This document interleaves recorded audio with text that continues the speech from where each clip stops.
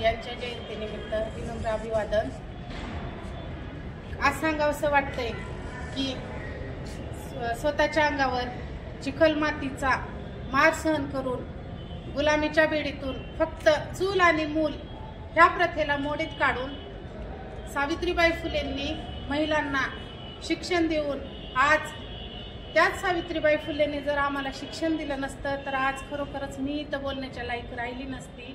आणि ज्या सावित्रीबाईंना अंगावर शेणाचा मार सहन करून गुलामीच्या बेड्या मुक्त केल्या नसत्या तर आज महिला चंद्रावर पोहोचली नसती, आज महिला कलेक्टर झाली नसती, पायलट झाली नसती। आज प्रत्येक क्षेत्रात महिलांचं योगदान आहे, त्याचं एकमेव श्रेय जाते म्हणजे सावित्रीबाई फुले यांना। तर ज्या लोकांचं काही योगदानही नाही त्या लोकांना भारतरत्न देण्यात येतोय आणि मागणी वेगवेगळ्या याच्यातून केली जाते। खंत वाटत आहे मला की आम्हाला आशा माऊलीसाठी भारतरत्न मागण्यासाठी निवेदन देण्यासाठी एकत्र जमावं लागतंय आणि ज्यांचं काही खरोखर योगदानच नाहीये त्यांना आज भारतरत्न देण्यात आलेला आहे।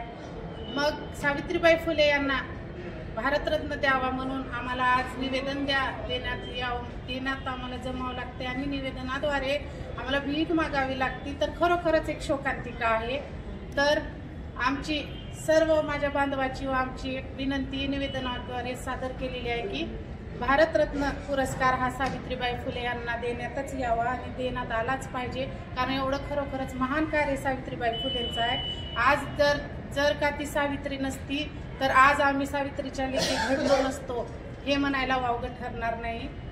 दोन शब्द बोलून थांबते। सावित्रीबाई फुले यांना भारतरत्न पुरस्कार दिलाच पाहिजे, दिलाच पाहिजे।